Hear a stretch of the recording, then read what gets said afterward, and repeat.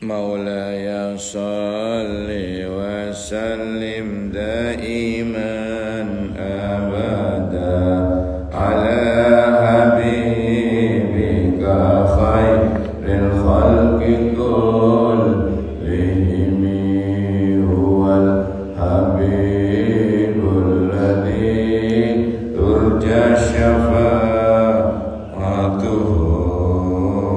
لكل حال من الأهوال متهم يا رب بالمصطفى بلغ مقاصدنا واغفر لنا ما مضى يا واسع الكرم. Bismillahirrahmanirrahim. Assalamualaikum warahmatullahi wabarakatuh. Bismillah walhamdulillah, salatu wassalamu ala Muhammad ibn Abdillah, miftahi babi rahmatillah, adada ma fi ilmillah, salatan wa salaman daimaini bidawami mulkillah wa ala alihi wa sahbihi wa man walah, amma ba'du. Hadirin takmir dan jamaah sekalian yang insyaallah kita semua akan terangkat derajat kita ke maqam yang terpuji insyaallah. Memang kemarin saya sampaikan bahwa subuh ini ibadah yang termasuk ibadah yang istimewa, termasuk ibadah yang istimewa. Kenapa? Karena memang berbeda dengan ibadah-ibadah yang lain, mulai dari beratnya, abot salat subuh, sing ngantuk, sing pelengen, betes pelengen, aduh, petang mumet, macam-macam, berat, abot, nang masjid melampan kadang sampai merem. Ya Allah, ingat bahwa orang yang melakukan kebaikan, datang ke tempat kebaikan, tolabul ilmi atau apalah yang mengandung nilai-nilai kebaikan, orang itu harus melalui 70 pintu setan. Ya kan? Dulu pernah saya sampaikan. Orang mau berbuat baik, orang mau ke tempat yang baik, tolabul ilmi atau mau ke masjid, itu harus melalui 70 pintu setan. Nyangpora, itu wiritannya Pak. Nyang berarti menang dia dari pintu setan. Nyampe tengah jalan, salipan karo jamur. Janda muda di bawah umur, minggu enggak ya, minggu enggak, minggu kalah ya, kalah. Tapi lanjut dengan jalan terus, pakai kacamata jalan. Ya, tak minggu fokus, berarti sajarannya mlebu surga. Ya, mudah-mudahan kula jenengan iki selalu dapat bimbingan dari Allah Subhanahu wa taala. Kemudian kula panjenengan selalu berhati-hati. Bicara hati-hati, ini ustadz, kiai, muballigh, siapapun juga berhati-hati. Jangan mempermainkan hukum. Man afta bi ghairi ilmin la'anathu malaikatus sama'i wal ardh. Rawahu Ibnu Asakir. Man utawi sapane wong afta kang berfatwa bicara agama bi ghairi ilmin, tanpa ilmu, la'anathu malaikatus samai wal ardh, maka dia akan dilaknat oleh para malaikat di langit dan di bumi. Kan banyak sekarang itu berfatwa agama tanpa ilmu. Masya Allah. Didik-didik bid'ah, didik-didik haram, didik-didik neraka.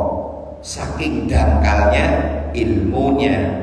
Lemono ya kok bicara agama, serahkan ke ahlinya. Ustadz, kiai, ukurannya itu bukan jenggot. Paham ya? Ustadz, kiai, ukurannya bukan jenggotnya, ilmunya. Masa didik-didik bid'ah, maulid bid'ah, wiritan pada sembahyang bid'ah, salaman pada sholat bid'ah, poclok itu. Saestu nih. Oleh karena itu kita harus hati-hati betul. Hati-hati Pak. Hati-hati. Milih pembicara juga begitu. Hati-hati. Man afta bi ghairi ilmin la'anathu malaikatus samai wal ardh. Bicara agama tanpa ilmu, didik-didik bid'ah, didik-didik haram, didik-didik rokok. Enggak berilmu itu, tidak berilmu. Orang kalau berilmu itu bijak menyikapi sesuatu, bijaksana, tidak pernah menyalahkan pendapat orang lain. Setelah dia dikaji, dia kaji, mengkaji dulu. Ya, hadirin sekalian, kalau dia berfatwa menghukumi sesuatu tidak dengan ilmu, dilaknat oleh malaikat langit dan dilaknat oleh malaikat bumi.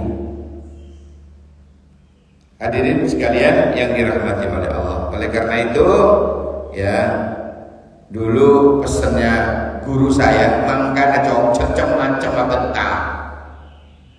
Itu bahasa Jermannya, cecere kawan. Mangkana cocok macam.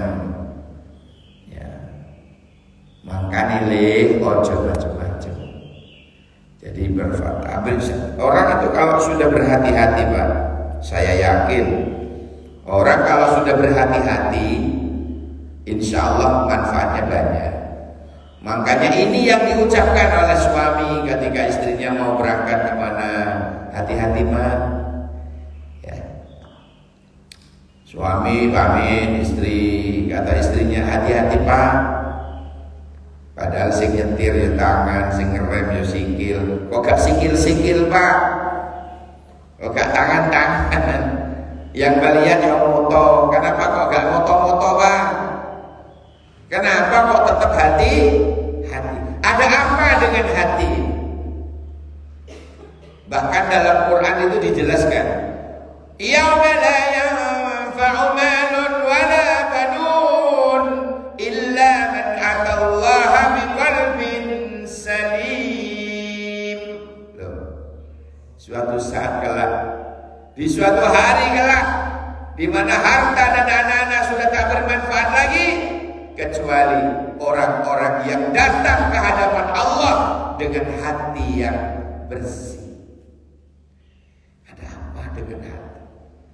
Makanya kata kiai saya dulu Pak, tirakat yang paling afdol, ya Pak ya, tirakat seseorang yang paling tinggi bukan istiqomah mengkhatmil Quran, padahal bagus Pak, wiritan, jamaah terus, khatmil Quran terus, iktikaf terus, ya. Padahal bagus-bagus ini sudah Pak, poso terus, tahajud terus, tetapi ada Pak tirakat yang melebihi itu semua. Ya, ada tirakat yang paling tinggi dibandingkan tirakat poso. Kalah, tirakat melek bengi kalah, tahajud tok kalah, sholat duha tok kalah sehat, iktikaf tok di masjid kalah, bolak-balik khatam Quran kalah, tirakat yang paling tinggi itu jogo ati. Ini angel nih Pak. Tahajudin sapiro sih, poso sunai berapapun sudah hebat, khatmil Qur'annya hebat, tapi lek hati ini busuk, lek hati ini welek nang dulur, hati ini welek nang konco, hati ini elek nang tonggo. Semua amalan-amalan yang dia istiqomahkan itu buyar, ambiar, tak ada apa-apanya.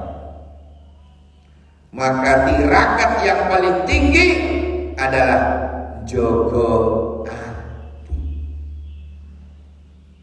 Khatmil Qur'annya sering, hatam Qur'an wing bolak-balik, tapi lek atine welek, nang wong tuane dhewe welek, nang dulure dhewe welek, nang tanggane welek, engko lek kate mati sing nganter nang kuburan ora eneng, sing ngedusi ora eneng, lek ati elek niku Pak. Dadi atus dhewe malian mayite, sabunan dhewe, buntel awake dhewe, nyembayangi dhewe, nang kuburan budal dhewe ngojek ngono. Ya Allah, ndak ada itu ceritanya. Hadirin sekalian yang dirahmati Allah, tirakat yang tertinggi adalah jogo hati. Bersihkan hati kita, bersih dari kesombongan. Ben ora sombong ya napa carane? Biar muncul rasa syukur. Lihatlah di bawah kita, ojo ndangan kok kesandung julek kok tersungkur.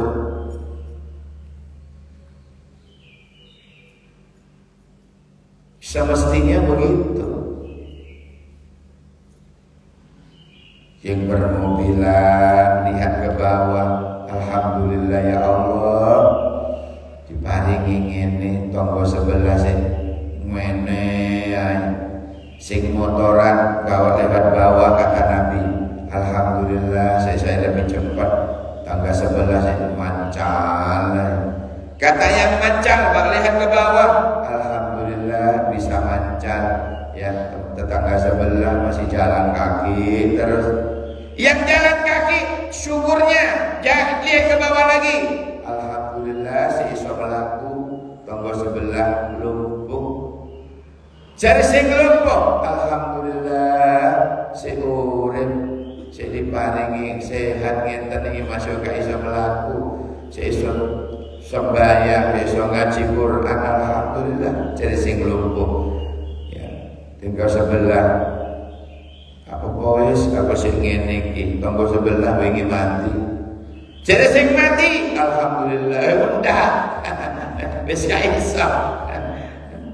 Hadirin sekalian yang dirahmati Allah, jogo hati itu melatih hati menjadi hati yang syakir, qalbun syakirun, hati yang bersyukur, hati yang penuh syukur.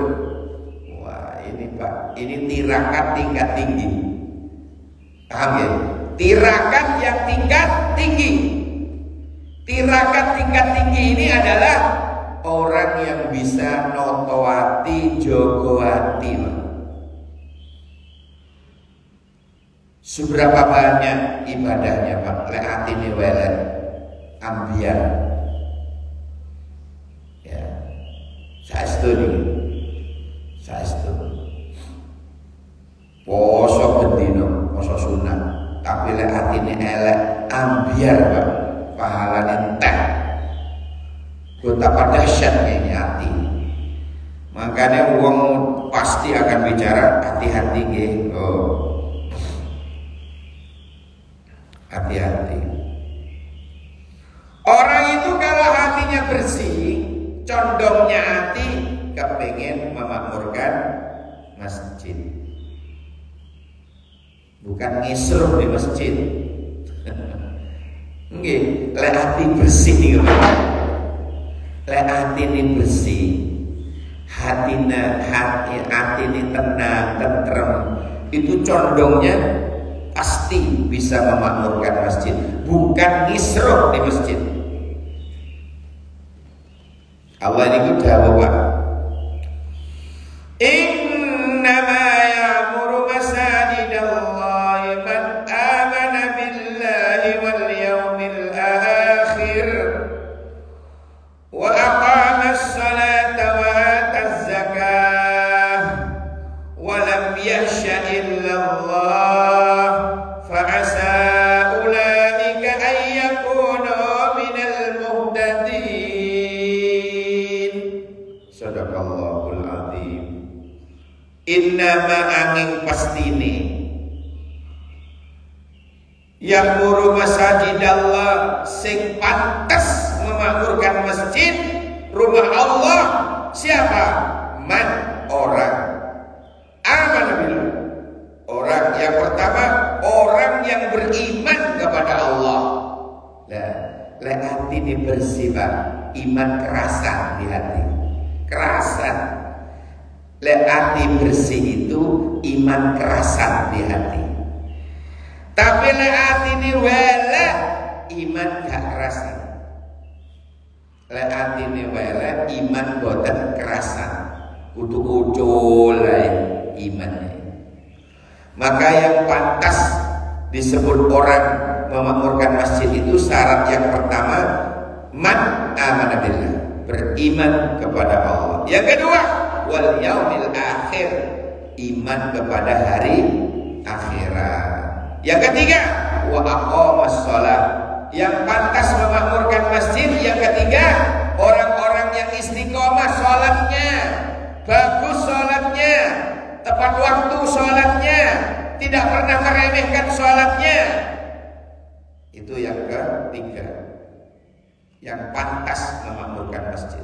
Yang keempat, wa atas zakat, gak medin ziz, dia keluarkan zakatnya, dia keluarkan infaknya, dia keluarkan sedekahnya. Jadi orang yang pantas memakmurkan masjid itu yang keempat adalah membayar zakatnya tepat, bagus, dia suka berinfak, suka bersedekah.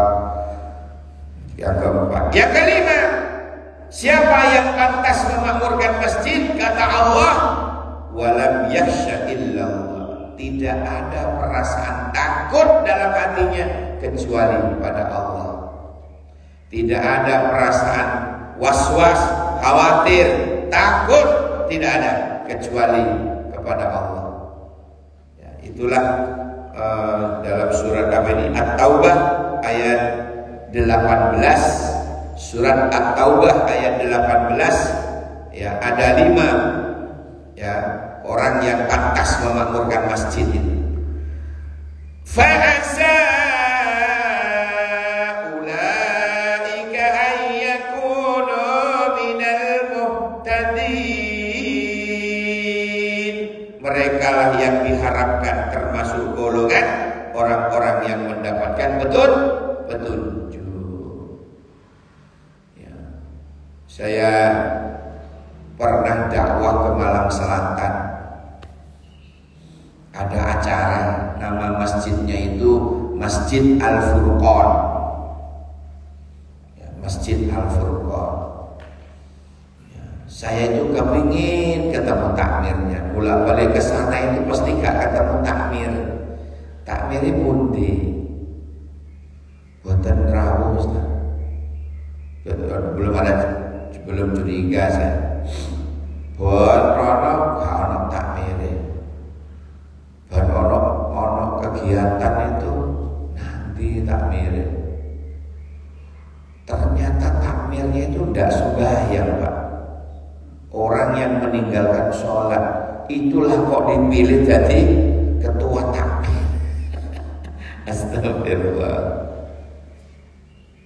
Oh no, ternyata di dunia ini ya jabatannya ketua takmir tapi tarikus sholat. Naudzubillah. Tadi orang pengajian Pak itu dilarang dalam masjid. harus bikin teror di mana? Di halaman. Kenapa?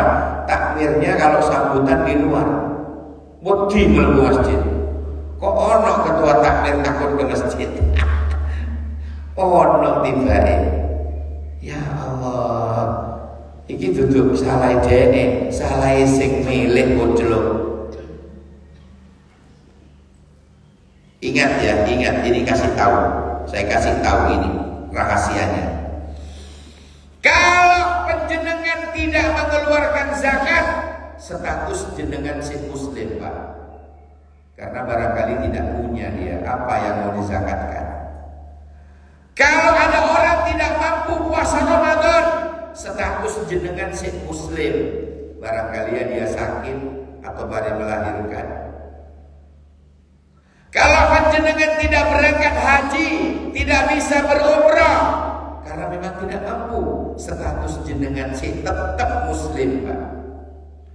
Tapi ojo coba-coba jenengan ninggalno sembahyang. Status jenengan berubah. Nopo statusnya? Kafir. Hati-hati. Sinten sing dawuh niki? Kanjeng Nabi. Man taraka sholata muta'ammidan faqad kafara jiharan. Siapa orang yang meninggalkan sembahyang, siapa orang yang meninggalkan sholat, sungguh dia telah kafir secara terang-terangan. Berubah, statusnya berubah. Lah ninggalno sholat, lah ninggalno sembah apa?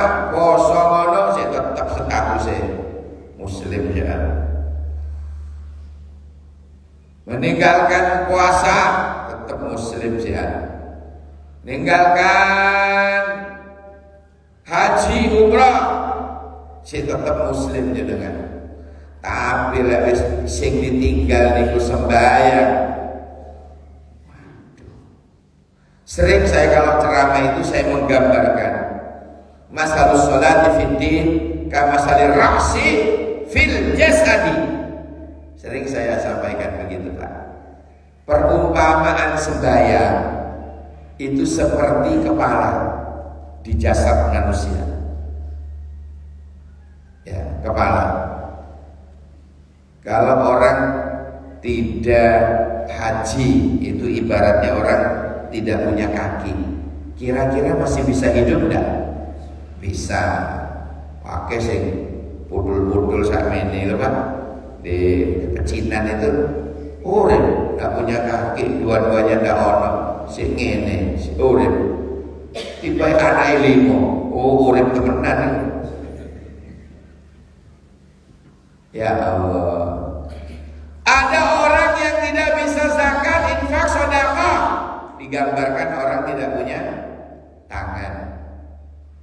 Kira-kira ono wong tangan kanan pudul, tangan kiri pudul, bisa urip boten? Bisa. Bisa, Pak. Wong winginane wong nyetir Pak pakai sikil. Nyetir pakai sikil. Sembarang pakai sikil, makan pakai sikil. Ulek-ulek sambal pakai sikil. Subhanallah. Masak pakai sikil, umbah-umbah pakai sikil. Allahu Akbar. Dengan izin Allah masih dia pintar, masih sikil tok. Coba. Luar biasa. Luar biasa. Sikil urip. Tapi Pak, ono wong gak duwe sirah. Ono wong gak punya kepala. Tugel samene tugel. Kira-kira masih bisa hidup enggak? Mati pasti. Pasti mati. Sama. Orang tidak punya kepala itu ibarat orang tidak pernah sembahyang. Itu hakikatnya wis mati di hadapan Allah.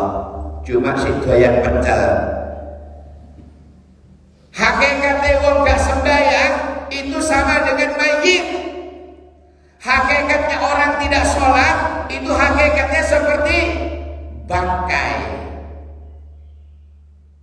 Makanya lek ana wong gak tahu sembahyang ke pasar, ya mau beli jo, itu malaikat rasa-rasa nih Pak. dirasani wong model ngoten iki. Cak jenenge malaikat satunya apa dek delok wong iku ya batang mlaku delok jenenge ono batang mau melinjo dirasani batang orang gak sembahyang itu dibatang-batangno karo malaikat orang gak sholat itu dibatang-batangno karo Kanjeng Nabi karo Allah Subhanahu wa taala. Mulane para rawuh kersane kula jenengan niku gak dipanggil batang oleh Allah, enggak dirasani batang laku oleh malaikat. Ayo jaga sembahyang, jaga sholat, sanggup? Insya Allah jaga. Sholat ini dijaga betul Pak.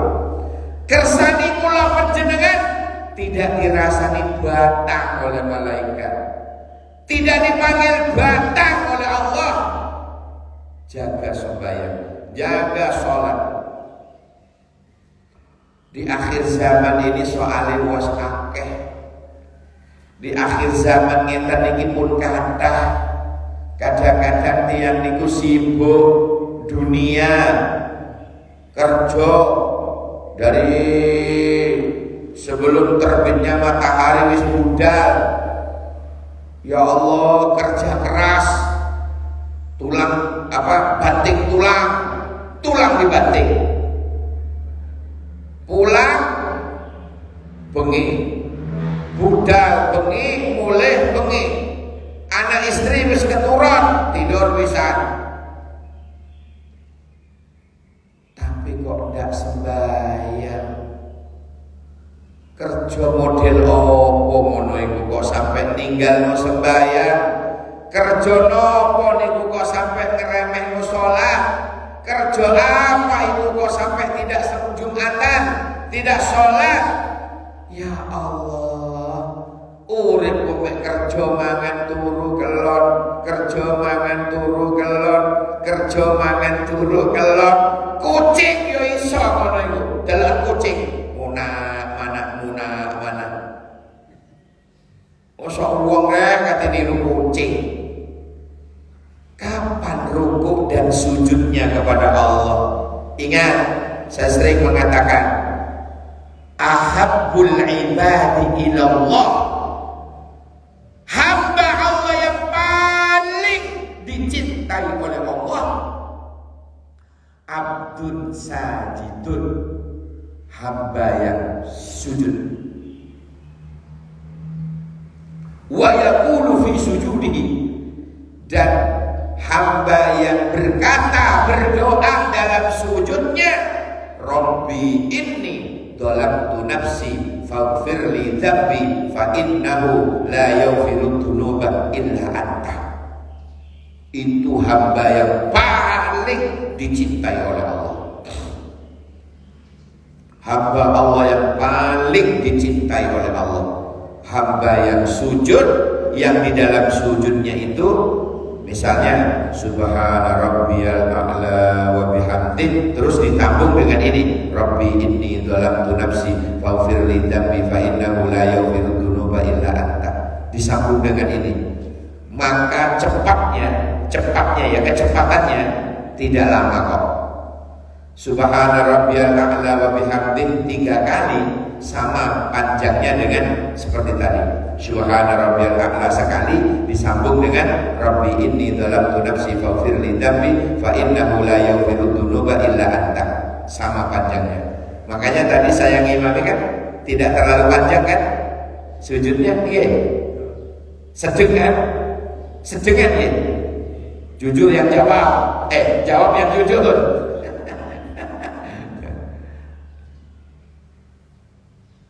Kalau suratnya memang sunnah ngoten, sunnahnya itu agak panjang. Kenapa? Kalau subuh itu kenapa suratnya panjang? Sambil menunggu jamaah yang baru tidur, ya, menunggu jamaah yang masih wudu, apalagi bangun-bangun junub kayak abah hati. Dereng mandinya, dereng ngeringkan rambutnya, lo kan? Jadi surat yang dibaca agak panjang, alhamdulillah mereka datang ke masjid sih nututin, minimal nututin tahiyatnya imam. Ya, imam kan salam berteko, tahiyat masih nututin kan? Allah Akbar, langsung duduk. Begitu imam salam pertama, jangan bangun. Ini kesalahan orang. Kesalahan orang ini. Imam tunggu imam salam kedua. Wong imam sing ngeten, Assalamualaikum warahmatullah. Langsung imam makmum masbuk tadi langsung berdiri. Gak dapat pahala jamaah. Ini banyak orang sembrono nih. Misalnya jenengan salat dadi makmum masbuk, makmum yang ketinggalan. Ya, terus imam baru salam pertama. Makmum imam sih Assalamualaikum warahmatullah, langsung berdiri. Maka makmum seperti itu tidak memperoleh pahala jamaah, kurang sempurna. Tunggu imam noleh kedua. Apa sih beratnya nunggu imam salam kedua itu loh? Susu kemana? Wong dese kate nambah sarakaat kok. Ya, susu nang pundi? Hadirin sekalian yang dirahmati Allah, ya, jadilah hamba Allah yang disayang oleh Allah. Jadilah hamba Allah yang dicintai oleh Allah. Minimal caranya gimana? Ya dalam sujudnya itu berdoa, Rabbi inni, wahai Tuhanku, ini sesungguhnya aku ini dalam nafsi, saya suka mendolimi diriku sendiri ya Allah. Faghfirli, ampunilah dosaku. Faghfir fa innahu, ya sesungguhnya tidak ada yang bisa mengampuni dosa illa anta, kecuali engkau ya Allah. Rabbi inni dhalamtu nafsi faghfirli dzambi fa innahu la yaghfirud dzunuba illa anta. Baca, insyaallah kula panjenengan akan mendapatkan cinta dan kasih sayangnya Allah. Hadirin sekalian yang dirahmati Allah, ini kurang berapa? Kurang 7 menit ya. Silakan yang mau bertanya dulu. Halo, yang mau bertanya silakan.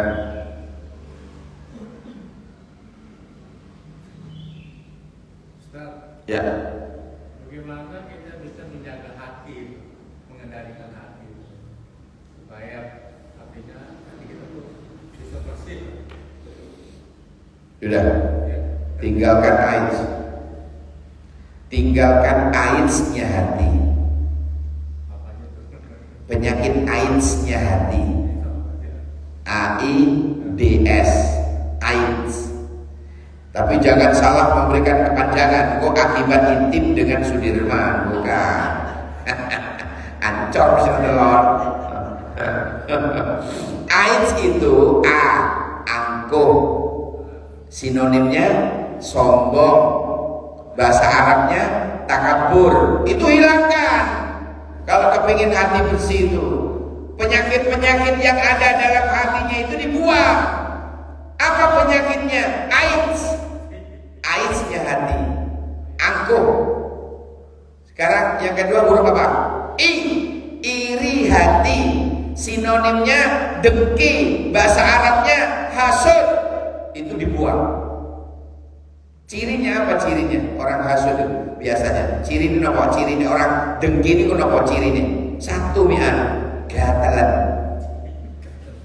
Tidak ridho, tidak rela kalau ada temannya naik pangkat.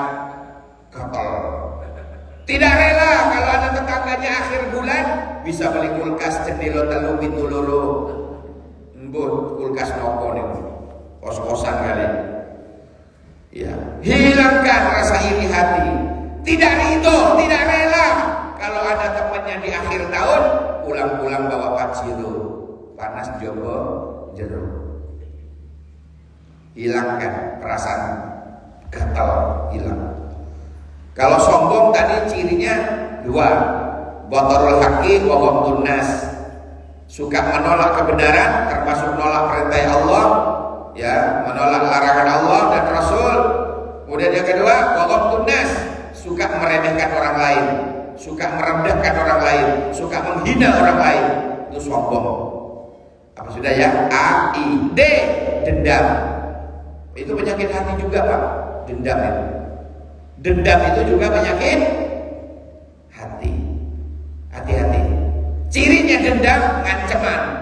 Contoh, awas kon yo 7 turunan kon.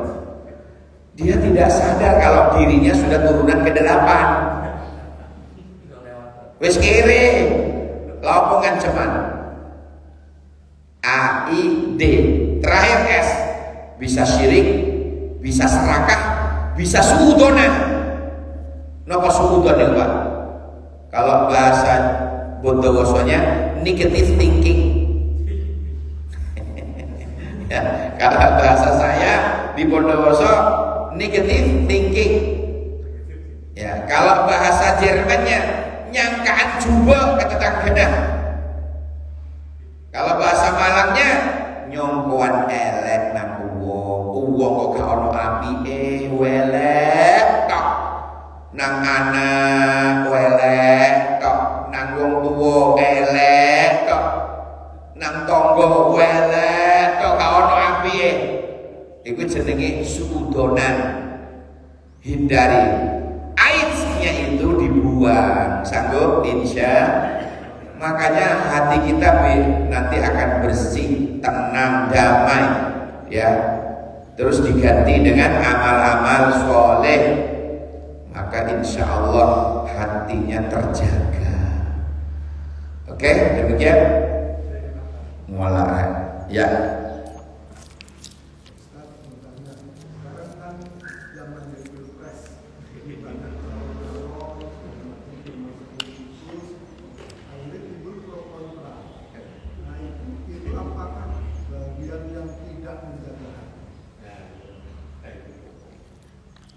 Bagian apa? Tidak menjaga hati. Ya. Kita dulu nonton aja,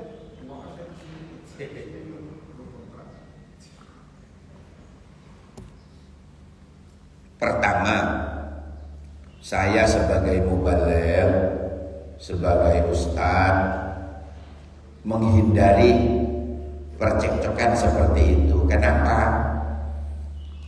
Walaupun saya amin pribadi saya, tapi kan jamaah itu kan macam-macam Pak. Ada yang gaman, ada yang apa singkatannya perang beragi Prabowo Gibran, ada yang amin.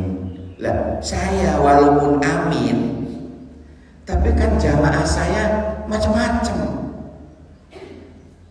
ya kan? Saya kalau nanti ngomong macam-macam, maka di antara jamaah saya itu ada yang sedih ke saya, ada yang benci, ada yang kamu ngono maneh apa tausiah. Hati-hati, bener hati-hati. Tahun 2024 ini memang tahun politik yang hati kita jaga terus. Kalau titik-titik ngelokno sing iku, titik-titik ngelokno sing iku, titik-titik ngelokno sing itu. Dadi lok-lokan. Engko lek wis dadi lok-lokan, atine wis kemasukan AIDS tadi. Naudzubillah. Betul Pak, itu hati-hati betul. Ya, walaupun saya amin. Ya Rabbal Alamin. Tapi kan jamaah saya macam-macam. Tidak bisa saya maksa. Ya, maksa gak bisa. Karena kesenangan, kesukaan, condongnya hati itu beda-beda. Tapi tetap kita hargai, tidak usah dilok-lokke, dibanding-bandingke, disaing-saingke. Ya mesti ae kalah. Paham ya? Oke. Kok kamu muni-muni nih, Pak? Wis sudah dong. Wis sudah katanya. Wis sudah, berarti ini sudah. Baik, kita akhiri dengan doa. Rabbana anfa'na bima 'allamtana, Rabbi 'allimna alladhi yanfa'una, Rabbi faqihna wa faqih ahlana wa qarabati lana fi dinina. Rabbana anfa'na bima 'allamtana, Rabbi 'allimna alladhi yanfa'una, Rabbi faqihna wa faqih ahlana wa qarabati lana fi dinina. Bersama subhanakallahumma wa bihamdika asyhadu an la ilaha illa anta astaghfiruka wa atubu ilaik. Subhana rabbika rabbil izzati amma yasifun wa salamun alal mursalin walhamdulillahi rabbil alamin. Kesendirian tanpa kekasih itu apa hati. Assalamualaikum warahmatullahi wabarakatuh. Maulaya shalli wa sallim daiman abada ala habib